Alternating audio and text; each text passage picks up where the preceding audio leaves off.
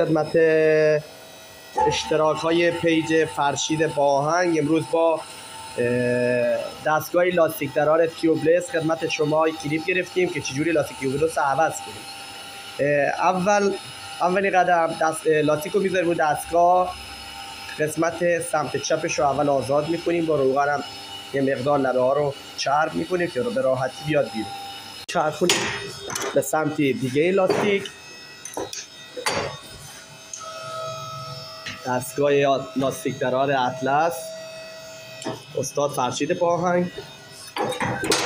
دستگاه رو میچسبونیم به لاستیک، زبونه رو میکشیم، برای احتیاط کار رو حتما داشته باشید. لبه رو میچسبونیم، بازم فشار میاریم، قسمت بیرونی لاستیک هم چرب میکنیم.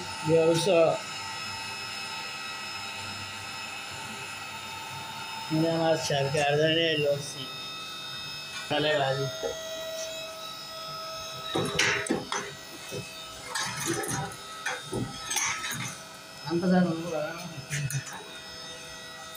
خب قسمت دندونه لاستیک رو فشار میدیم، دستگاه رو ست میکنیم پشت لاستیک، آرام میکشیم بیرون.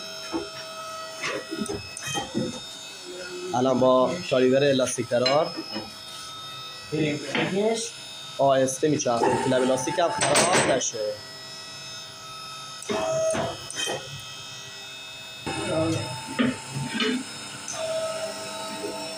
این از سمت بیرونی لاستیک و با میچرخونیم از قسمت پشت. این سایز لاستیک 17.5 هستش، 215 75 17.5، مخصوص ماشین های تیوبلس.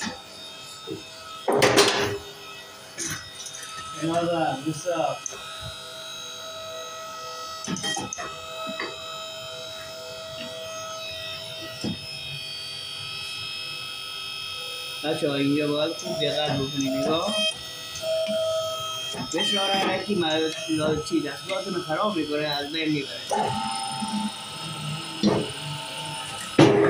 راحتی لاستیک عوض میشه. مشکل عمده لاستیک های تیوبلس میخوایی هستش که تو لاستیک میره و باعث میشه که با نخ جوابگو نباشه و بعد از داخل آپارات سرد بشه. از داخل لاستیک هم مشاهده بکنید، مشاهده میکنید که میخ از بیرون اومده و به داخل لاستیک رو سوراخ کرده. الان میریم برای مرحله آپارات سرد.